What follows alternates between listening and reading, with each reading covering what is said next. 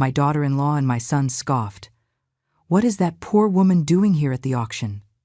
I remained calm and quiet. 30 minutes later, I raised my paddle and bought the luxurious $5 million mansion they were interested in and were fighting for. I never thought the day would come when my own son would look at me as if I were trash on the street. But that day arrived, and it happened in public, in front of people I did not know, in front of strangers wearing expensive suits and watches that gleamed under the lights of the city's most exclusive auction house. I stood there in my simple beige dress, my worn leather handbag that I had bought more than 20 years ago, and my comfortable shoes that made no noise when I walked. I did not draw attention to myself. That was exactly what I wanted. To go unnoticed, to observe, to wait.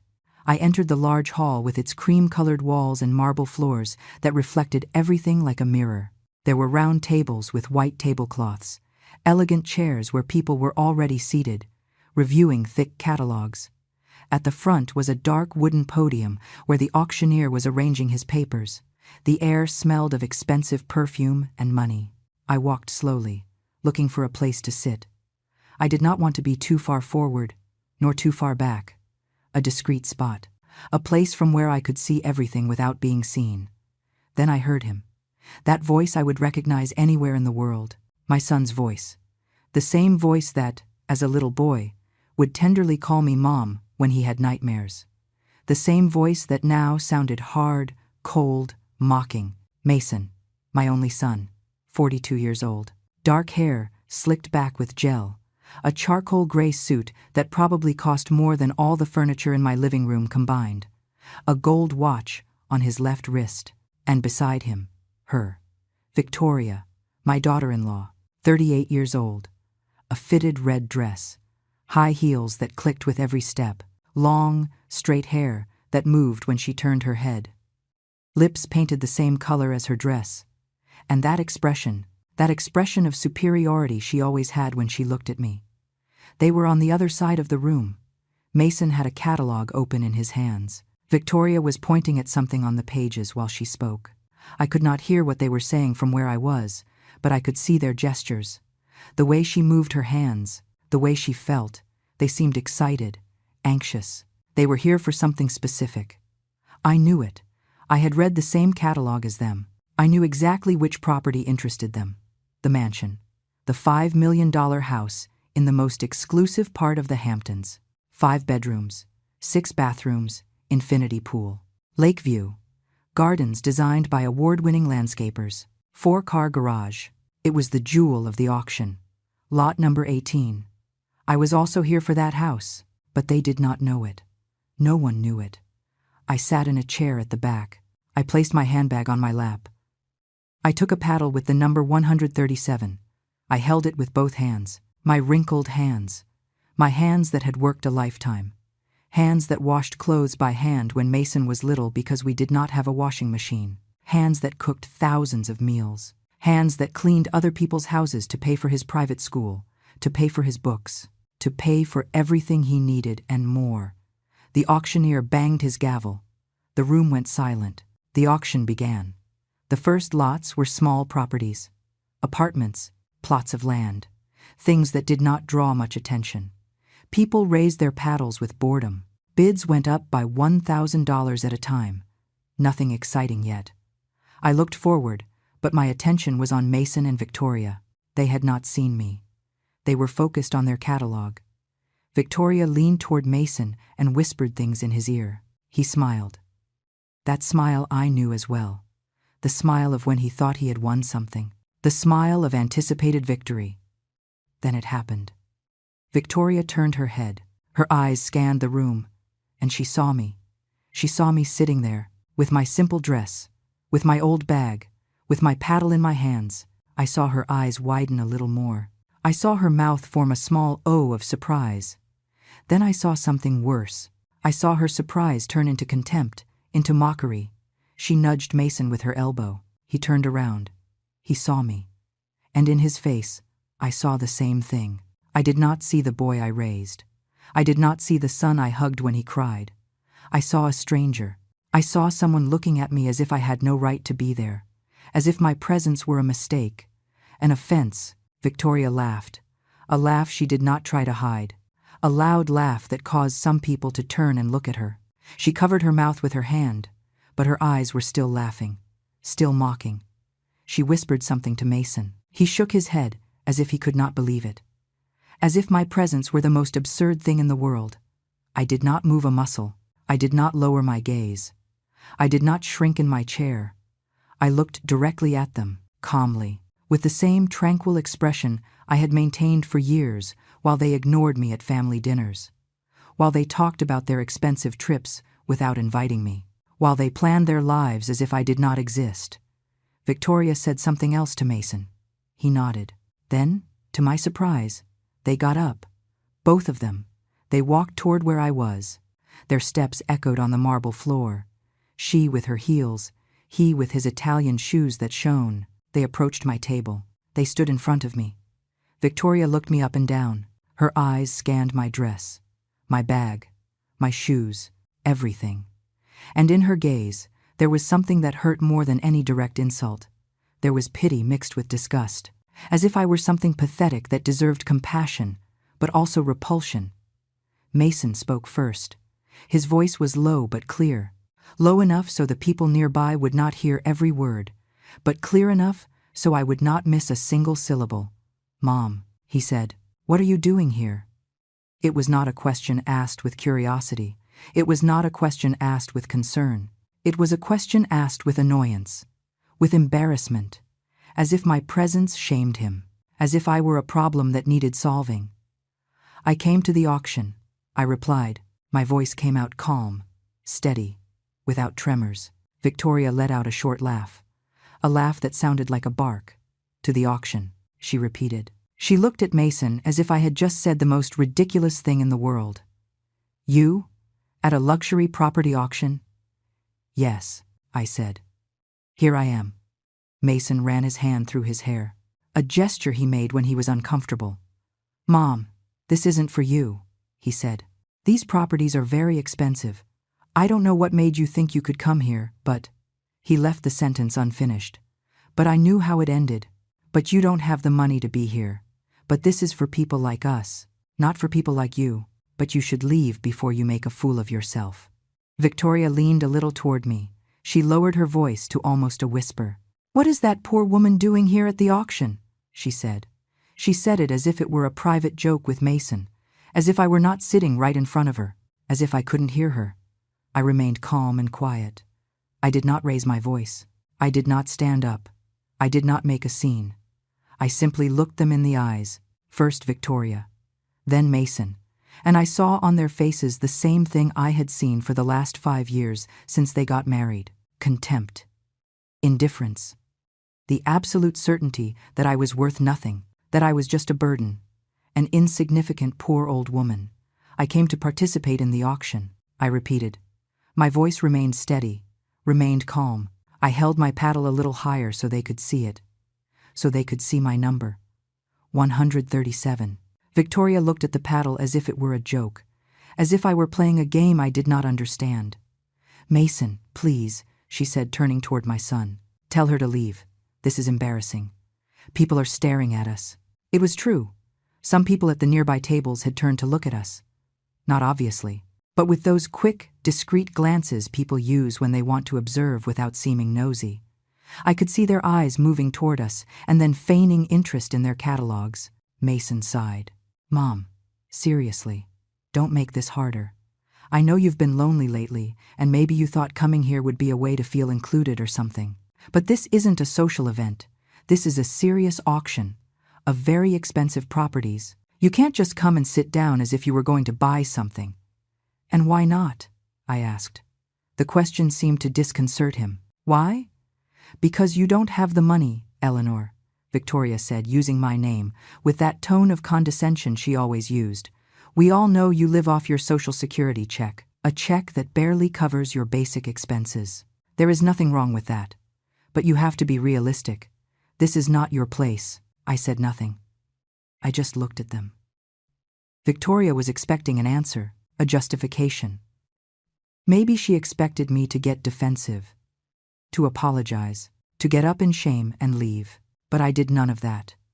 I stayed seated, still, with my paddle in my hands, with my bag on my lap, with that calm that only comes after years of accumulated pain. Mason leaned in closer. He lowered his voice even more. "Mom, please, don't make me look bad. It's complicated enough that you show up here unannounced. People are going to think we are family, and that is going to put us in an awkward position."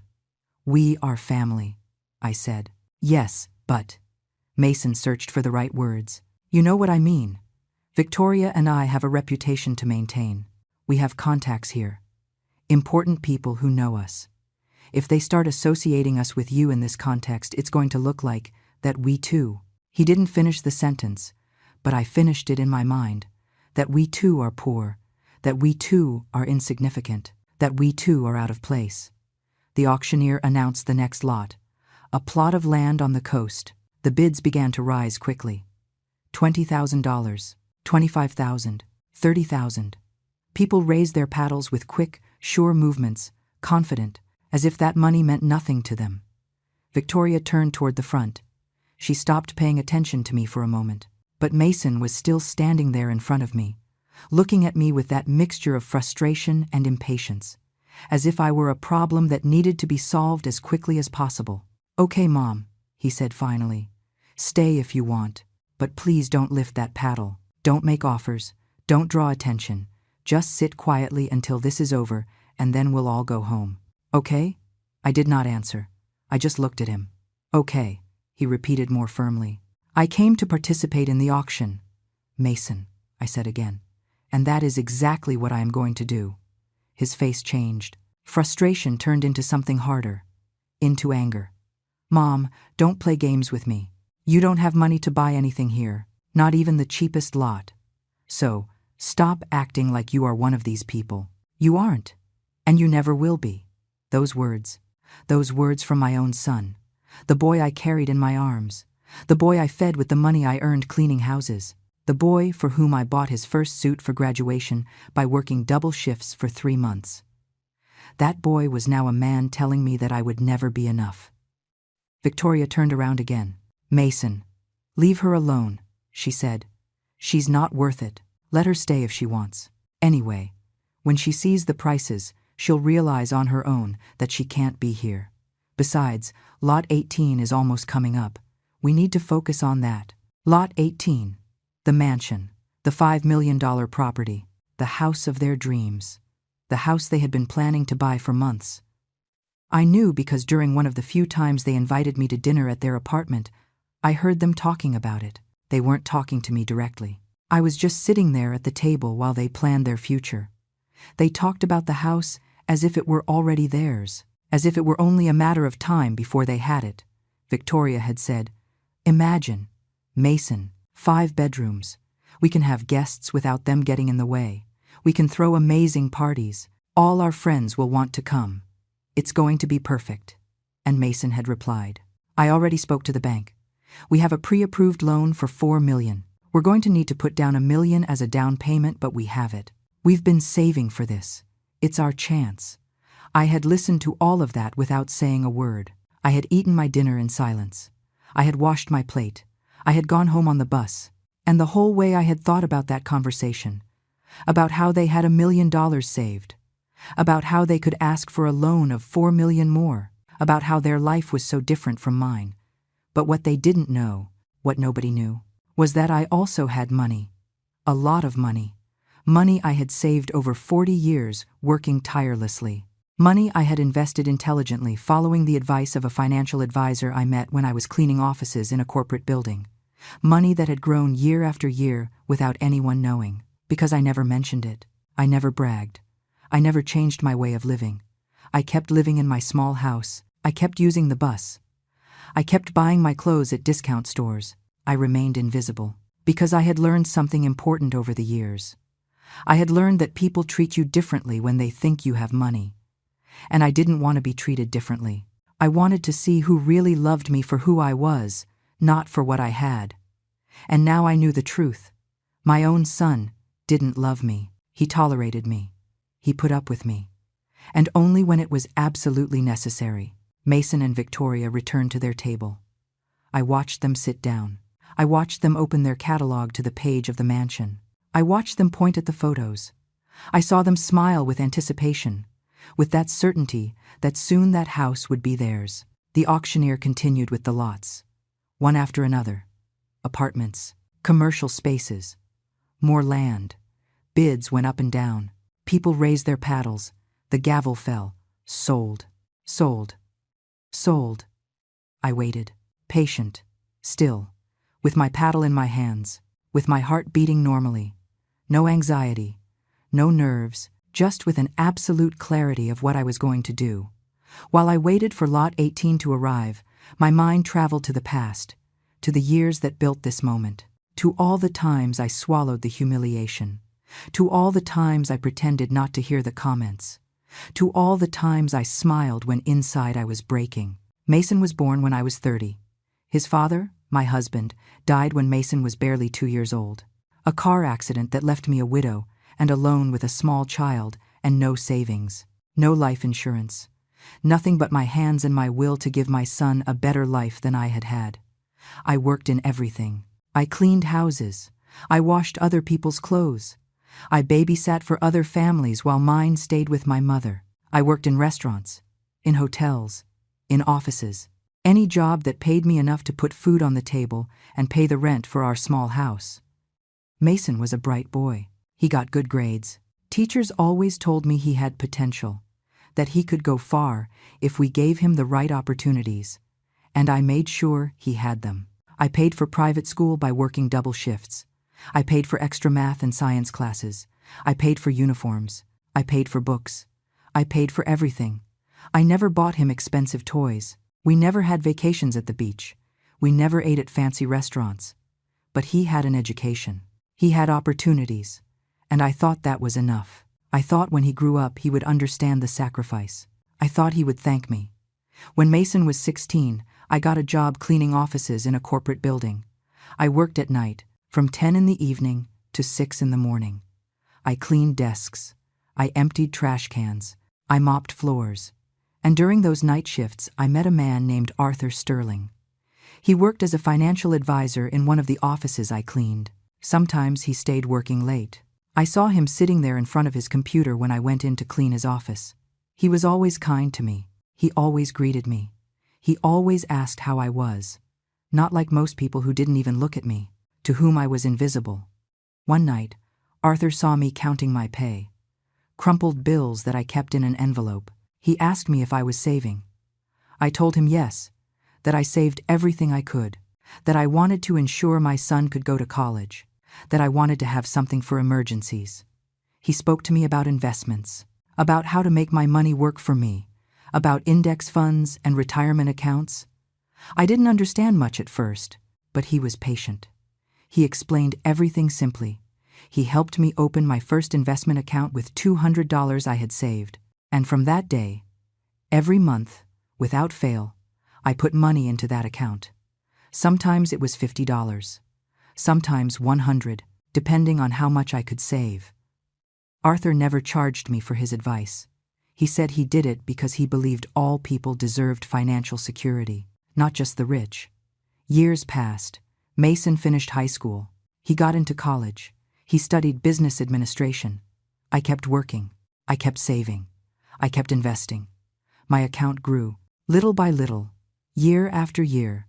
Compound interest worked its silent magic. Arthur called me every so often to review my investments, to adjust my portfolio, to make sure I was on the right track. When Mason graduated from college, I had saved almost $300,000, a fortune for me, more money than I had ever imagined having. But I didn't tell him. I didn't tell him anything because I wanted him to build his own life, to learn the value of work, not to depend on me. Mason got a good job at a tech company. He earned well, much better than I had ever earned. He moved into a nice apartment. He started wearing expensive suits. He started hanging out with people who had money. And he started to change. At first, the changes were subtle. He canceled our dinners because he had work commitments. He didn't answer my calls as quickly as before. When he came to visit me, he looked uncomfortable in my house. He looked at my old furniture, my faded curtains, my old television, and I could see in his eyes that he was ashamed. Then he met Victoria. She worked at the same company. She came from a family with money. Her father owned a chain of restaurants. Her mother was an interior designer. She had grown up in a big house with domestic help. She had never had to worry about money. When Mason introduced her to me, I knew immediately that she looked at me differently. She looked at me like I had been looked at my whole life by people like her, as if I were less, as if my poverty were contagious. During their dating period, Mason invited me less. Family dinners became rare. When there were important gatherings, I wasn't invited. When they got engaged, Victoria planned the whole wedding. I couldn't even give an opinion on anything. She chose the venue, the flowers, the menu, everything. And when they showed me the guest list, I saw they had put me at a table in the back, far from the head table, far from them. On the wedding day, Victoria wore a dress that cost more than I earned in a year. The reception was in an elegant hall with high ceilings and crystal chandeliers. There was French champagne, food prepared by renowned chefs, live music. Everything was perfect. Everything was expensive. And I was sitting there at my back table, in my simple dress bought at a discount store, feeling completely out of place. Mason barely spoke to me that day. He was busy with the important guests, with Victoria's friends, with the people who mattered. I didn't matter. I was just his poor mother, the woman who had raised him, but who was now an embarrassing reminder of where he came from. After the wedding, things got worse. Mason and Victoria moved into a luxury apartment. I was invited once, only once. And during that visit, Victoria made my place very clear. She spoke to me with that sweet and condescending tone people use when they want to insult you while keeping up appearances. "Eleanor," she told me while serving me tea in a fine china cup, "I understand that for you this must be very different. I know you're not used to this kind of thing. But don't worry, you don't have to feel intimidated. We all come from different places. There is nothing wrong with being humble." Humble, that word. As if my entire life of work and sacrifice was just humility. As if I had chosen to be poor. As if I hadn't fought every day to get ahead. Mason was sitting there listening to everything, and he said nothing. He didn't defend me. He didn't tell his wife to stop.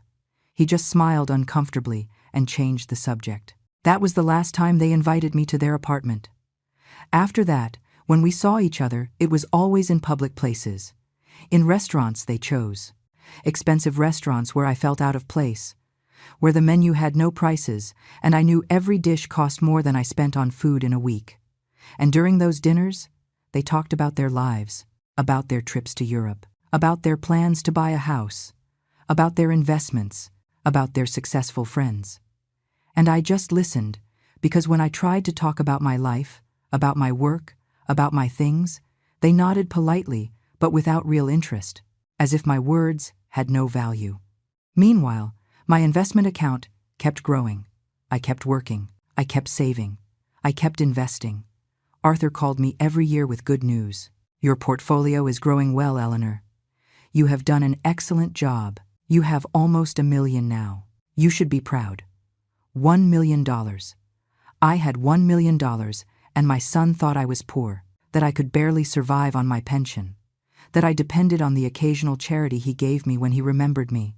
$50 here, $100 there, always with that attitude of superiority, as if he were saving my life, as if without his help I would starve. And I took that money. I took it and thanked him, because I wanted to see how far this would go. I wanted to see if one day he would ask how I really was, if I needed something more than money, if he missed me, if he thought of me, but he never did. The money was his way of quieting his conscience, of feeling that he fulfilled his duty as a son without having to invest time or real emotion in our relationship. I kept living in my small house, the same house where Mason grew up. 3 bedrooms, 1 bathroom, old kitchen, furniture that was over 20 years old. I could have moved to a better place. I could have renovated everything. I could have bought a car.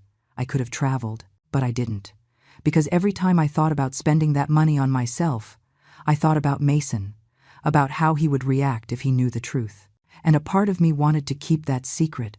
I wanted to see who he really was when he thought I had nothing to offer him.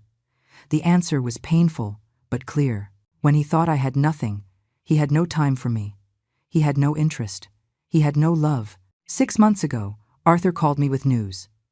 "Eleanor," he told me, "your portfolio has reached $6 million.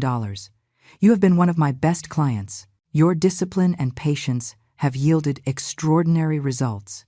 You should think about enjoying some of that money. You've earned it." $6 million. Me, the woman who cleaned floors, the woman my daughter-in-law called a charity case, the woman my son avoided in public. I had $6 million. More money than Mason and Victoria combined. More money than they had ever imagined I could have. And that was when I heard about the auction. Arthur mentioned to me that there would be a luxury property auction. That one of the properties was a spectacular mansion that would be sold below its market value. $5 million for a house worth almost $8 million. An incredible investment opportunity, he told me. I investigated the property. I saw the photos. I read the description. And something inside me moved. It wasn't just the house. It was what it represented. It was the chance to prove something. Not to Mason, not to Victoria, but to myself.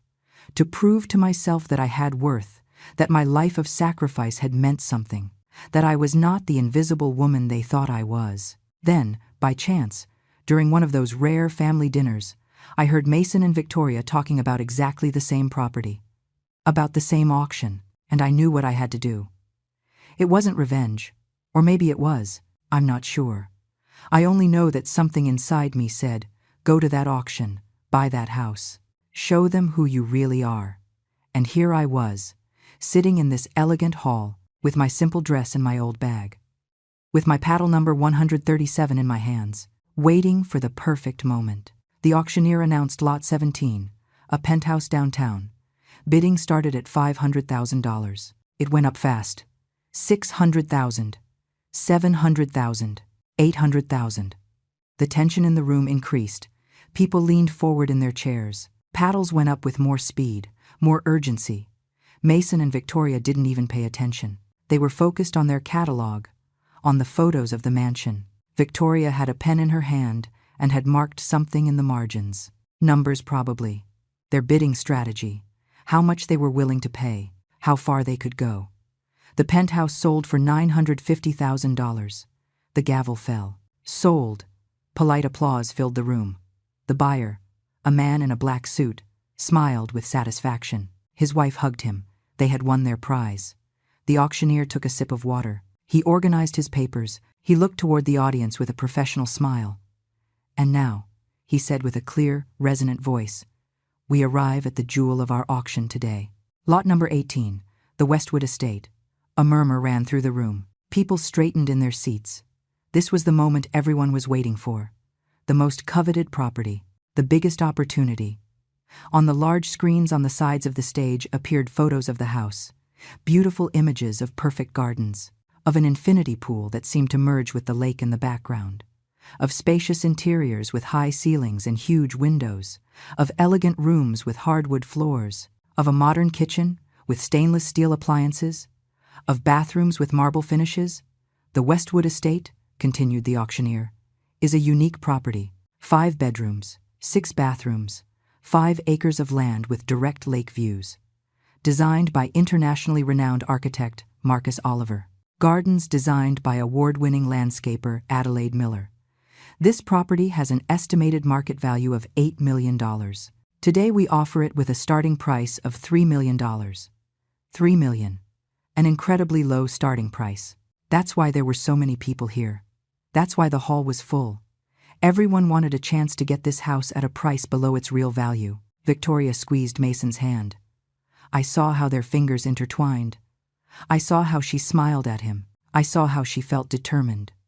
They were ready, confident. Sure, that house would be theirs. Who offers $3 million? Asked the auctioneer.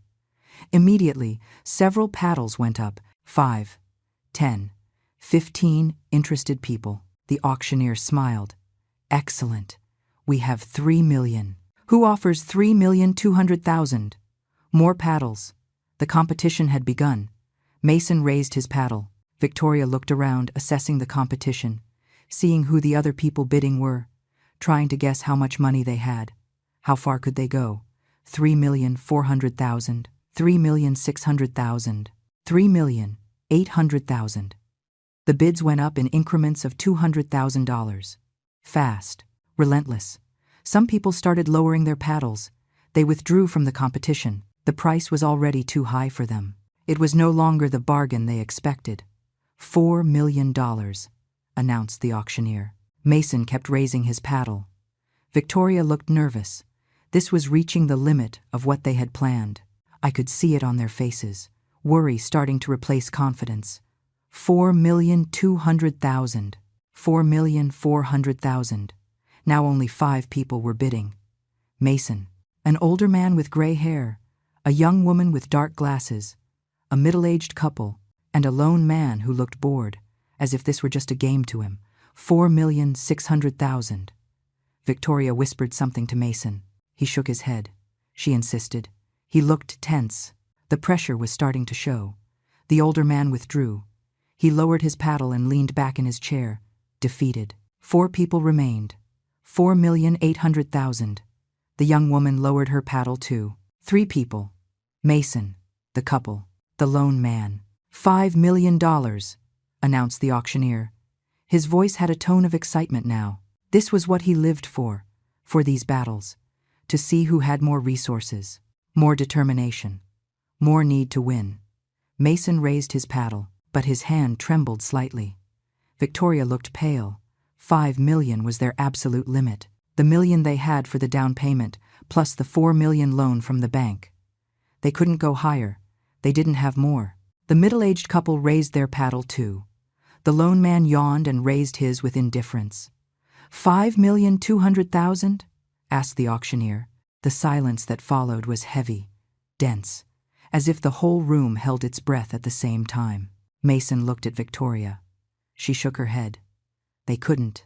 They didn't have any more money. They had reached their limit. The middle-aged couple looked at each other. The man whispered something.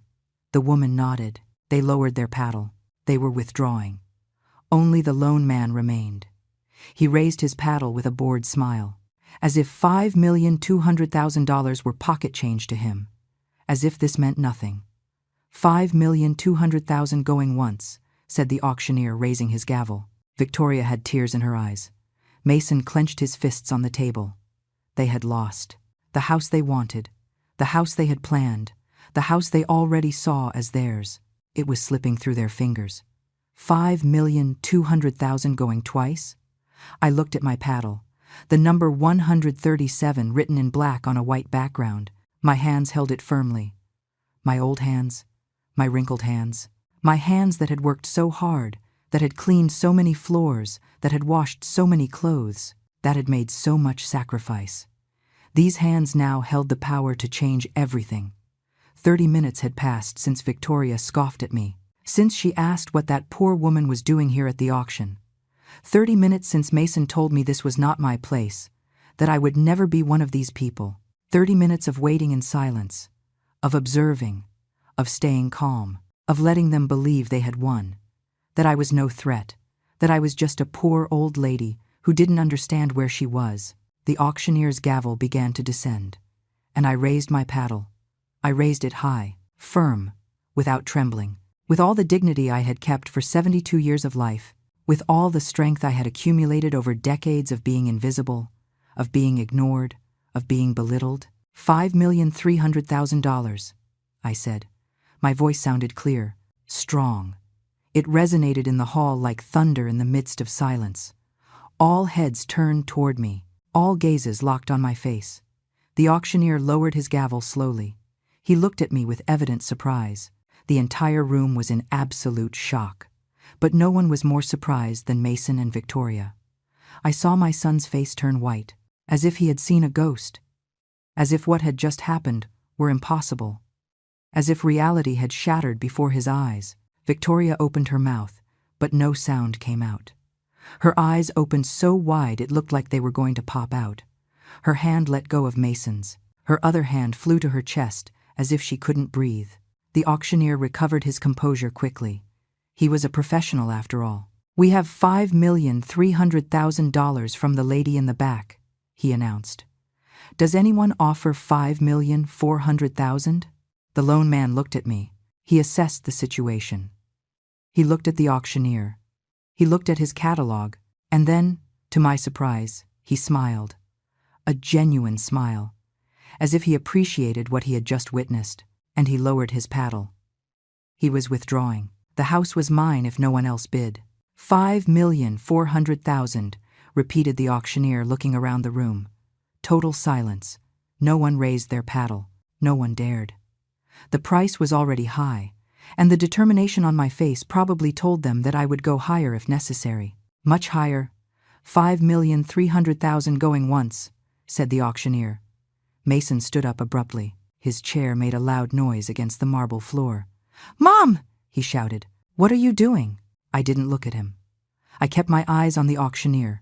My paddle remained raised, firm, unwavering. 5,300,000 going twice, continued the auctioneer, ignoring the interruption. He was used to drama at these auctions. This probably wasn't anything new to him. "Mom, please," said Mason, walking toward me. People turned to look at him. Victoria followed him. Her heels clicked loudly on the floor. She looked hysterical, broken, as if her world were collapsing. "Sir," said the auctioneer, addressing Mason with a firm tone, "please return to your seat. The auction is in progress." "But she is my mother," protested Mason. "She can't pay that. This is a mistake. She doesn't have that money. Please, you have to stop this." The auctioneer looked at me. "Ma'am," he asked with professional courtesy, "are you making a serious offer? Do you have the means to complete this transaction?" "Yes," I replied with a calm voice. "I have the means." "My offer is serious." "Liar!" shouted Victoria. "She has nothing. She lives on a miserable pension.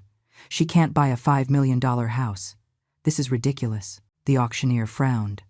"Ma'am," he said, addressing Victoria, "please control yourself or I will have to ask you to leave the room. This is a serious auction. All participants have been previously verified. If the lady has her paddle, it is because she has met the necessary financial requirements." It was true. Before the auction, all participants had to present proof of funds. I had brought a letter from my bank certifying that I had more than $6 million in liquid assets available. The auction staff had verified everything. That's why they had given me my paddle. That's why I was here. Because I had proven I had the money. But Mason and Victoria knew nothing of that. To them, I was poor. To them, this was impossible. To them, their reality was shattering piece by piece. "It can't be," muttered Victoria. "It can't be. This isn't happening." Mason looked at me with eyes full of confusion, of shock, of something that might have been pain but was probably just disbelief. "Mom," he whispered, "where did you get that money?" I finally looked at him. I looked him in the eyes. The same eyes that as a child looked at me with love. The same eyes that now looked at me as if I were a stranger, an imposter, someone who shouldn't be here. "I saved," I told him simply. "For 40 years. I invested. I worked. I sacrificed. While I raised you. While I paid for your school. While I gave you everything you needed. I was also building my own future. A future I never shared with you because I wanted to see who you really were. And now I know." His eyes filled with something. Shame, perhaps. Or maybe just shock. I'm not sure. I didn't really care. The auctioneer banged his gavel against the podium. 5,300,000 going 3 times, he asked for the last time. No one said anything. No one raised their paddle. The entire room watched us. This was the drama people would remember. The story they would tell. The old woman no one noticed. The one who seemed poor. The one who raised her paddle at the end and beat everyone. The gavel fell. The sound resonated like a gunshot. "Sold," announced the auctioneer. "To bidder number 137 for $5,300,000. Applause. The room erupted in applause. I'm not sure if they were applauding the sale or the spectacle they had witnessed, but they applauded. Loudly. Long. I lowered my paddle slowly. My hands no longer trembled. My heart beat normally. Calm. As if I had just done something completely ordinary. As if I had just bought bread at the store. Not a $5 million mansion. Victoria dropped into her chair. She covered her face with her hands. Her shoulders shook. She was crying from rage, from frustration, from humiliation, because she had been humiliated. In public, by the poor mother-in-law she had despised, by the old woman she had called a charity case, by the woman she thought would never be a threat. Mason remained standing, looking at me, speechless, not knowing what to say, not knowing what to do. Everything he thought he knew about me had been a lie, or not exactly a lie, but an incomplete truth. I had let him believe what he wanted to believe, and he had chosen to believe the worst. The auction staff approached me with papers, documents I needed to sign, purchase forms, payment instructions. They explained the process with professional and courteous voices. I had 3 days to transfer the money. Then the property transfer process would begin. Everything was standard. Everything was normal. As if buying a $5 million mansion was something I did every day. I signed the papers with a steady hand. My signature looked small on those elegant documents. Eleanor Vance, 72 years old, owner of a mansion worth more than everything my son and daughter-in-law had combined. Mason finally reacted. He walked toward me while I finished signing. He stood beside me. I could feel his presence, his confusion radiating from him like waves of heat. "Mom," he said in a low voice, "we need to talk." "Now you want to talk?" I replied without looking at him. I kept reading the documents, verifying every line, every number. "Please," he insisted, "I need to understand what is happening. Do you really have that money? How is it possible?" I looked up at him. I looked him directly in the eyes. "How is it possible?" I repeated. "It is possible because I worked my whole life, because I saved every penny I could, because I didn't spend my money on expensive clothes or fancy restaurants or luxurious vacations, because I invested intelligently, because I was disciplined, because I had a plan. Does that answer your question?" He ran his hand through his hair, a nervous gesture he had done since childhood. "But why didn't you ever tell me? Why did you live as if you had nothing?" "Because I wanted to see who you really were," I replied. "I wanted to see how you treated me when you thought I had nothing to offer you, and now I know. Now I know exactly who my son is." His eyes filled with something that looked like pain. "I didn't," he started to say. "It wasn't my intention." "It wasn't your intention, what?" I interrupted him. "It wasn't your intention to be ashamed of me? It wasn't your intention to avoid me in public? It wasn't your intention to let your wife humiliate me? It wasn't your intention to treat me as if I were a shameful burden in your perfect life? Mom, please." He lowered his voice even more. "People are watching us." And there it was, his real concern. Not that he had hurt me, not that he had been a bad son, but that people were watching us, that this was embarrassing for him, that his image was being damaged. "Let them watch," I said calmly. "I don't care what people think anymore. For too many years I cared. For too many years I made myself small so you would feel big, so you wouldn't be ashamed of your poor mother. But that is over." I finished signing the last document. The auction representative handed me a folder with copies of everything. He gave me a card with his contact information. He congratulated me on my purchase. He told me that the Westwood estate was an exceptional property, that I was going to love it. "Thank you," I told him. "I am sure I will." Victoria appeared on my other side. Her makeup was ruined by tears. Her face looked broken, ugly even. The beauty she normally projected had disappeared under the weight of rage and humiliation. "This isn't fair," she said with a trembling voice. "We wanted that house. We've been saving for years. We had everything planned. You can't just show up and take it from us." "I didn't take anything from you," I replied. "This was an open auction. Everyone had the same opportunity. You bid, I bid more. That is how auctions work." "But you knew we wanted it," continued Victoria. "You heard us talking about it. You came here specifically to ruin it. This is revenge. This is cruel." I stood up. I took my handbag. I held my folder with the purchase documents. I looked Victoria directly in the eyes. "Revenge," I said slowly, "would be doing to you what you did to me.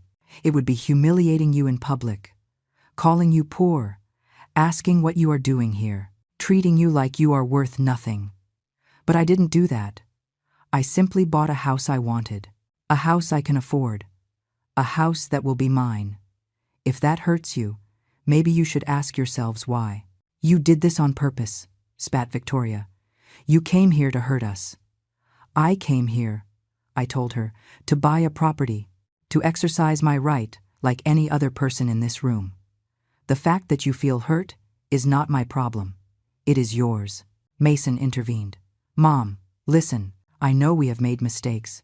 I know we haven't treated you well. But we can fix this. We can talk. We can. We can what? I asked. You can treat me well now that you know I have money? You can respect me now that I bought a house more expensive than the one you could afford? You can love me now that it turns out I am not the poor old woman you thought I was? The silence that followed was devastating, because Mason could not deny what I had just said, because it was the truth, and we both knew it.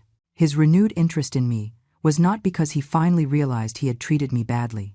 It was because I now had something he wanted: respect, money, status. People in the room were still watching. Some pretended not to. Others looked openly. This was better than any soap opera. It was real drama, raw, painful. Victoria took a step toward me. Her expression changed. It softened. She tried to smile through her tears. Eleanor, she said, using that sweet and fake tone I knew so well. I know we have had our differences. I know I haven't always been the best daughter-in-law. But we are family. And family forgives. Family supports each other. Maybe we could start over. Maybe we could. No, I interrupted her. We are not going to start over. We are not going to pretend nothing happened. I am not going to forget years of contempt because now it suits you to get along with me. But the house, said Victoria. Her voice now had a tone of desperation. Maybe you could. I mean, we really wanted that house. We planned our whole life around it. Maybe you could sell it to us. We would pay you what you paid, plus a little extra. We could make a deal. I almost laughed. Almost. But the moment was too serious, too important. Sell you the house, I said. The house I just bought? The house I bid for specifically because I wanted it? Why would I do that? Because we are family, replied Victoria quickly. Because you are Mason's mother. Because you love us? There it was. Emotional manipulation. The attempt to use maternal love as a weapon, as leverage to get what they wanted, because they knew that for years that had worked, that I had yielded again and again, that I had sacrificed my own happiness for Mason's, that I had put his needs before mine. But those days were over. I love you both, I said slowly. I loved my son. I loved the boy I raised, but that boy no longer exists. The man standing in front of me now is someone I don't recognize, someone who shames me, not because he is poor or rich, but because he lacks something fundamental. He lacks kindness, compassion, gratitude. Mason recoiled as if I had hit him. Mom, he whispered. I'm not going to sell you the house, I continued. I'm going to live in it. I'm going to enjoy it. I'm going to wake up every morning with a view of the lake. I'm going to swim in that infinity pool. I'm going to walk through those perfect gardens. I'm going to make that house my home. The home I deserve after a lifetime of work. The home I never allowed myself to have because I was always saving, always sacrificing, always thinking of others before myself. Victoria opened her mouth to protest, but I raised my hand. I wasn't finished. And every time I look at that house, I said, I'm going to remember this moment. I'm going to remember how you treated me. I'm going to remember the humiliations, the contempt, the mockery. And I'm also going to remember that I survived, that I overcame, that I won. Not because I beat you, but because I finally won myself back. Because I finally gave myself permission to be more than just a mother, more than just a servant to the needs of others. I gave myself permission to be Eleanor, just Eleanor, and that is enough. The room remained silent, a silence so deep I could hear my own breathing. I could hear the beating of my heart, calm, steady, without fear, without regret, only absolute certainty that I had done the right thing. Mason looked at Victoria, then he looked at me. His eyes were searching for something. Maybe he expected me to give in, to say it was a joke, that this was all a misunderstanding, but I said nothing more. I had already said everything I needed to say. "This is insane," said Victoria finally. Her voice was now hard, cold. The sweet and manipulative tone had disappeared. Now only rage remained. "You don't need a house like that. You are a simple person. What are you going to do in a 5-bedroom mansion? You're going to be alone there. It's going to be too big for you, too empty." "I prefer to be alone in an empty mansion than surrounded by family who despises me," I replied. The sentence fell like a bomb between us. Victoria took a step back, as if I had slapped her. Mason closed his eyes. When he opened them again, there were tears in them. Tears he did not shed, but that were there, shining, threatening to fall. "We never despised you," he said with a broken voice. "Never." "Never?" I repeated. "Are you really going to say that? Are you really going to stand there and lie to my face after everything that has happened?" He searched for the words. It wasn't contempt, it was just, we were different. We lived different lives. I didn't know how to treat me with basic respect. I interrupted him. "How to invite me into your life? How to introduce me to your friends without shame? How to include me in your plans? It's not that hard, Mason. It doesn't require money. It doesn't require status. It only requires love. And that is exactly what you didn't have for me." An older man, who had been sitting nearby, approached. "Excuse me," he said with a kind voice. "I just wanted to tell you that you made an excellent purchase. The Westwood estate is an extraordinary property. My wife and I considered it, but we decided it was too big for us. I'm glad you found someone who really appreciates it." "Thank you," I told him. "I really appreciate it." He nodded. He looked at Mason and Victoria with an expression I couldn't completely decipher. Maybe disapproval, maybe pity. Then he walked away. But that small gesture of validation from a stranger meant more to me than anything my son could say at that moment. Victoria turned to Mason. "Let's go," she said. "There's no point in staying here. We already lost. It's clear your mother has decided to be selfish, that she has decided to punish us for reasons she invents in her head. We can't reason with someone like that. Selfish." The word came out of my mouth with a bitter laugh. Me, who worked 3 jobs to pay for your private education, Mason. Me, who didn't buy new clothes for years to save money for your college. Me, who sacrificed every day of my life to give you opportunities I never had. I am the selfish one? "That was your choice," said Victoria. "No one forced you to do all that. You decided to have a child. You decided to raise him. Those were your decisions. Now you can't use that as an excuse to emotionally manipulate us." Her words were like knives, sharp, designed to wound. And they did. For a moment, I felt the air escape my lungs, my heart contracting. But then I remembered where I was. I remembered what I had just done. I remembered that I now had the power, not them. "You're right," I said calmly.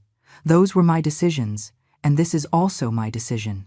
The decision to no longer allow you to treat me like trash. The decision to live the rest of my life with dignity, with respect, with peace." Mason finally spoke. His voice was barely a whisper.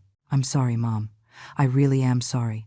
I didn't realize. I didn't know you felt this way." "You never asked," I replied. "In 5 years of marriage. Never once did you ask me how I felt, how I was, what I needed.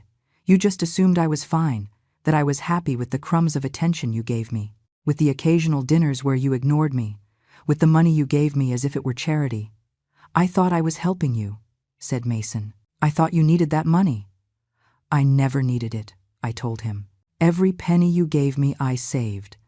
I never spent it, because it wasn't about the money. It was about seeing if you would ever wonder why I wasn't spending it, if you would ever be curious about my life, about my finances, about anything beyond your assumption that I was poor and helpless." The auction staff began to pack up. People were starting to leave. The event was over. Only a few scattered groups remained. Some watched us with poorly concealed curiosity. Others pretended not to notice the family drama unfolding in the middle of the elegant hall. "Mom?" Mason tried once more. "Can we go somewhere to talk? Alone, without all this, without people watching." "There is nothing left to talk about," I replied.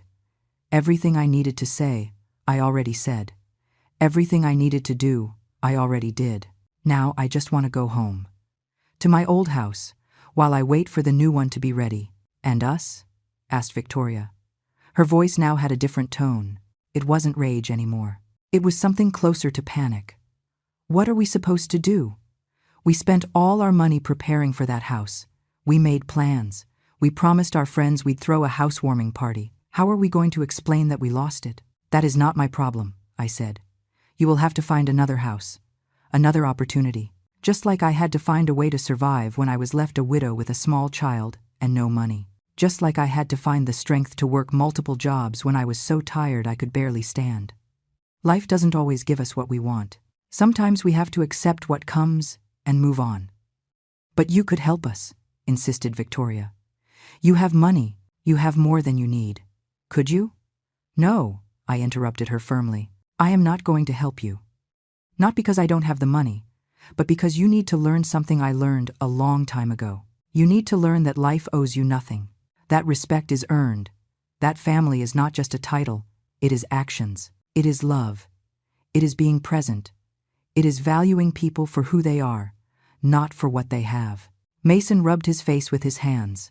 When he lowered them, he looked defeated, tired, as if he finally understood the magnitude of what he had lost. And it wasn't the house. It was something much more valuable. It was his mother. It was the relationship we could have had if he had chosen differently. So that's it, he asked. Are we nothing to you anymore? You are what you always were, I replied. My son and my daughter-in-law. But that no longer means what it used to mean. It no longer means I will accept whatever treatment you give me. It no longer means I will sacrifice my happiness for yours. It no longer means I will make myself invisible so you can shine. What does it mean then? Asked Mason. It means that if you want to have me in your lives, it will be on my terms. It means you will treat me with respect, with consideration, with the love a mother deserves. And if you can't do that, then it's better we go our separate ways, because I am no longer going to accept less than I deserve. Victoria let out a bitter laugh. This is unbelievable, she said. You came here to destroy us, to take what we wanted most, and now you act like you're the victim. I didn't come to destroy you, I said, looking directly at her. You destroyed yourselves, with your attitudes, with your arrogance, with your cruelty. I just bought a house. The fact that that has emotionally destroyed you says more about you than it does about me. I picked up my bag. I adjusted my folder with the documents under my arm. I prepared to leave, to walk toward the door, to leave this hall and start my new life. A life where I was the priority, where my needs mattered, where my happiness didn't depend on anyone else's approval. Mom, wait, said Mason, taking a step toward me. Please, there has to be something we can do, some way to fix this. I stopped. I looked at him one last time. I saw in his eyes something I hadn't seen in years. Real fear, the fear of losing me, not for convenience, not for money, but because maybe, finally, he was realizing what it really meant not to have me in his life. There is something you can do, I told Mason. You can think. You can reflect on how we got here. You can ask yourself why a mother who loved her son more than anything in the world decided it was enough. You can examine your actions, your words, your attitudes. And maybe, if you really do that hard work of looking in the mirror honestly, you might understand. Understand what? He asked. That this wasn't about a house? I replied. It was never about the house. It was about dignity, about respect, about recognizing that I am a person with value, not just your mother, not just the woman who raised you, but Eleanor, a complete woman, with dreams of her own, with desires of her own, with the right to live her life on her own terms. But we always knew, protested Mason weakly. We always knew you were a person. Really? I asked. Then why did you never ask me about my dreams? Why did you never ask what I wanted to do with my life beyond being your mother? Why did you assume I was content living in that small house, wearing old clothes, taking the bus, being invisible? Because we thought that was what you wanted, said Victoria. We thought you were happy like that. Happy? I repeated the word, as if it were bitter on my tongue. I wasn't happy. I was resigned. I had accepted my place. I had accepted being small. I had accepted that my life of sacrifice was all I would have. Until one day I woke up and realized I didn't have to accept that I had worked, that I had saved, that I had options, and that it was time to choose myself. The hall was now almost empty. Only we remained, and a couple of employees cleaning discreetly. The lights seemed brighter without all the people. The space felt bigger, colder. Our voices echoed against the walls differently. "Look, Mom," said Mason with a tired voice. "I understand you're upset. I understand we made mistakes. But this thing of buying the house we wanted, this thing of humiliating us in public, this isn't like you. This isn't what a mother who loves her son would do." "And what is a mother who loves her son like?" I asked. "Is she someone who lets herself be stepped on? Someone who accepts any treatment without complaining? Someone who sacrifices everything, even her dignity, for that son's happiness? Because if that's what you believe, then you have a very distorted view of love." "I didn't mean that," said Mason quickly. "But you said it," I replied, "and that is part of the problem. For years, your view of me has been of someone who exists to serve you, to make your life easier, to disappear when I'm not convenient and appear when you need me. That is not a relationship. That is usage." Victoria crossed her arms. "Honestly," she said with a cold tone, "I think you're being dramatic. I think you're turning this into something bigger than it is. All children distance themselves from their parents when they grow up. It's natural. It's healthy. It doesn't mean we don't love you. It just means we have our own lives. Distancing is one thing," I told her. "Despising is another. When you saw me here today, your first reaction wasn't surprise or curiosity. It was mockery. It was asking what that poor woman was doing here. Those were your words. You didn't worry about how I got here. You didn't wonder if I needed help. You just assumed I didn't belong and decided to make that very clear." She opened her mouth to protest but closed it. She had no defense. Because it was true. I had heard her. Everyone had heard. And there was no way to deny what she had said. "My decision to buy this house," I continued, "was not to hurt you. It was to save myself. For too long I have lived under the weight of being who you wanted me to be. The poor mother. The humble mother. The mother who causes no problems. The mother who settles for any crumb of attention. But that woman no longer exists. She died today, in this hall. And in her place stands a woman who finally understands her own value." "And what value is that?" asked Victoria sarcastically. "The value of your bank account?" "The value of having survived," I replied without getting upset. "The value of having raised a son alone. The value of having worked until my body screamed in pain but kept going because I had to. The value of having turned $200 into $6 million through discipline and intelligence. The value of having maintained my humanity even when the world tried to strip it from me. That is my value, and it has nothing to do with money. Money is just a tool that gives me freedom. Freedom to choose, freedom to say no, freedom to live." Mason sat in one of the chairs. He looked defeated, broken even. "I don't know what to say, Mom," he muttered. "I don't know how to fix this." "Maybe it can't be fixed," I said softly. "Maybe some things once broken don't go back to being what they were.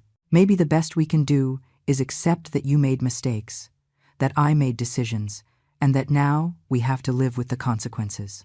"So, that's it?" he asked, looking at me with moist eyes. "You don't want to have a relationship with me anymore?" "I didn't say that," I replied. "I said that if you want a relationship with me, it's going to be different.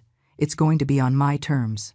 You're going to have to show me with actions, not just words, that you value my presence in your life. You're going to have to treat me with the respect I deserve.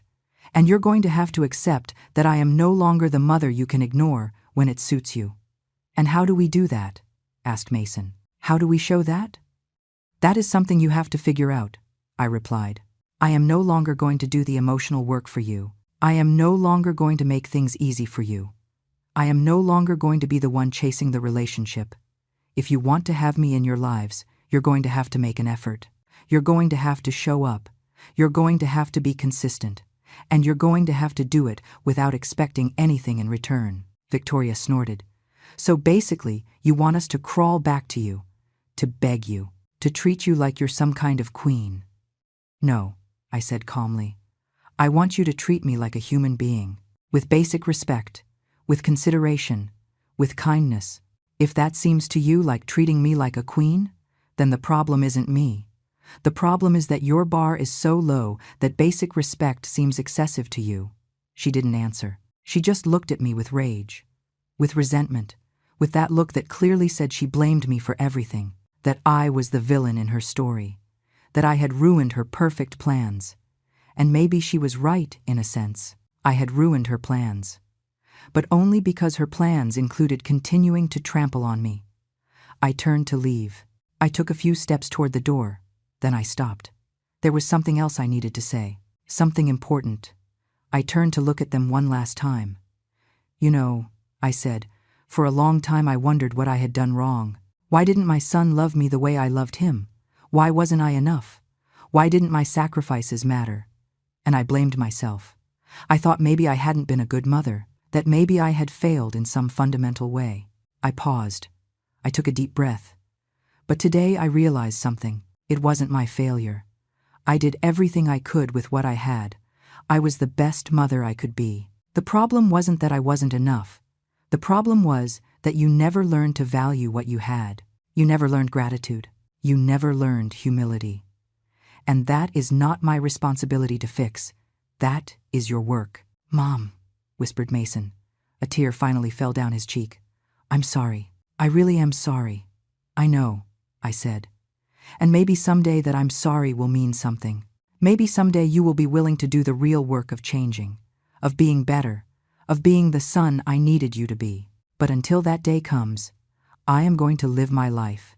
I am going to enjoy my new house. I am going to do the things I always wanted to do, but never allowed myself. I am going to travel. I am going to read. I am going to rest. I am going to be happy." "Without us?" asked Mason with a broken voice. "If necessary," I replied. "Yes, without you. Because I learned something important today.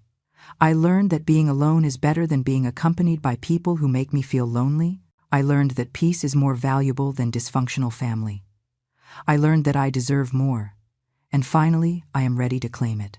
I walked toward the door of the hall. My steps echoed on the marble. Firm, sure, without doubt.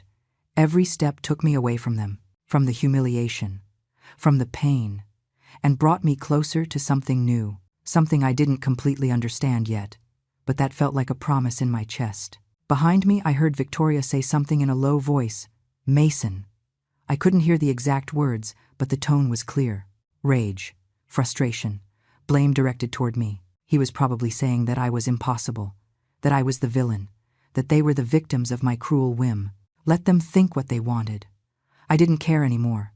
I walked out of the building to the parking lot. The sun was shining bright. The air was crisp. I took a deep breath. It smelled of freedom, of a new beginning, of infinite possibilities that before I hadn't allowed myself to imagine. I walked to the bus stop. I could have called a cab. I could have ordered a luxury car service. Now I had money for that. But I wanted to take the bus. One last time from this place. One last time as the woman I had been. Because starting tomorrow, everything would be different. The bus arrived 15 minutes later. I got on. I paid my fare. I sat in my usual seat near the window. The driver recognized me. He greeted me with a smile. He didn't know what had just happened. He didn't know that the older lady who took his bus every day had just bought a $5 million mansion. He didn't know that I had changed my whole world in one afternoon. And I liked that. The normality of that moment. The simplicity. The reminder that I was still me. Money hadn't changed me fundamentally. It had only given me options. And today I had chosen the most important option of all. Choosing myself. I arrived at my house an hour later. The same small house where I had lived for 40 years. 3 bedrooms, 1 bathroom, old kitchen, worn furniture. But it was mine, and it had been my refuge for so long. My safe place when the world was too hard. I went in. I closed the door behind me. Silence enveloped me. A different silence than the one in the auction hall. This was a familiar silence, comfortable, full of memories, of years lived, of tears shed, of laughter shared when Mason was little, of lonely nights after he grew up and left. I sat on my old sofa. I put the folder with the house documents on the coffee table. I looked at those papers, physical proof of what I had done, of the decision I had made, of the life I had claimed. My phone rang. It was Mason. I looked at his name on the screen. For 30 seconds I let it ring without answering. Part of me wanted to answer, the maternal part that never dies completely no matter how much they hurt you. But the stronger part of me, the part that had been born today in that hall, told me to wait. I didn't answer. The phone stopped ringing. 2 minutes later, a text message. "Mom, please, we need to talk. Not like this. Not this way." I didn't reply. I put the phone face down on the table. There would be time for conversations later, or maybe there wouldn't be. But right now, I needed silence. I needed to process. I needed to simply be. The following days were strange. I went back to my normal routine. I woke up early. I made my coffee. I read the newspaper. I went for a walk. I went to the market. I did the simple and ordinary things I had always done. But everything felt different, as if I were watching my life from the outside, as if I were an actress playing the role of my old life while my new life waited in the wings of the stage. Mason called every day. He left messages, long texts, explaining, apologizing, begging us to talk. Victoria wrote too. Her messages were different. Fewer apologies, more justifications, more attempts to explain why they were right and I was exaggerating. More manipulation disguised as concern. I didn't reply to any of them. Not yet. I needed this time. This space. This distance to understand who I was now. Who did I want to be? Arthur Sterling, my financial advisor, called to congratulate me. He had heard about the purchase. He told me he was proud, that I had made an excellent investment, that I was going to love the house. We talked for an hour about the next steps, about how to manage my finances now that I had made this large purchase, about investment options for the remaining money. During that conversation I realized something. Arthur had been more family to me than my own son in recent years. Arthur had cared about my future. He had invested time in teaching me. He had celebrated my successes, without expecting anything in return, just because he believed I deserved financial security. 3 weeks later, I received the keys to the Westwood estate. I went alone to see it for the first time as the owner. I drove there in a car I rented, because I hadn't bought my own yet. I was still getting used to the idea that I could do those things, that I could spend money on myself without guilt. The house was more beautiful than I remembered from the photos. The gardens were perfect. The lake shimmered under the sun. The pool reflected the sky. I entered through the front door. My steps echoed on the hardwood floors. The rooms were huge, empty, waiting to be filled with life, with furniture, with new memories. I walked through every room. I touched the walls. I looked out the windows. I stood on the balcony overlooking the lake, and for the first time in weeks, I cried. Not tears of sadness, but of liberation, of relief, of gratitude toward myself for having had the courage to do this, to claim my life. That day, standing on the balcony of my new mansion, I made a decision. I was going to allow Mason back into my life, but on my terms. As I had said, he would have to demonstrate real change, consistency, genuine effort. And if he couldn't do that, then that would be fine too, because I now knew something fundamental. I was complete on my own. I didn't need his validation. I didn't need his love to feel valuable. I was already valuable. I always had been. I called Mason that night. He answered on the first ring. "Mom," he said with a voice full of emotion, "thank you for calling. I've been so worried." Listen, I interrupted him gently. "I'm going to say this only once. I am willing to try to rebuild our relationship. But it's going to be different. You are going to come to my new house every Sunday for dinner. Just you. Without Victoria. At least for now, we are going to talk. Really talk. Not about superficial things, but about real things. About feelings. About mistakes. About how to move forward. And you are going to listen. Really listen. Not just wait for your turn to speak. Can you do that?" "Yes," he replied immediately. "Yes, Mom, whatever it takes. I will do whatever it takes. And Mason," I added, "if you come, You have to come because you really want to fix this.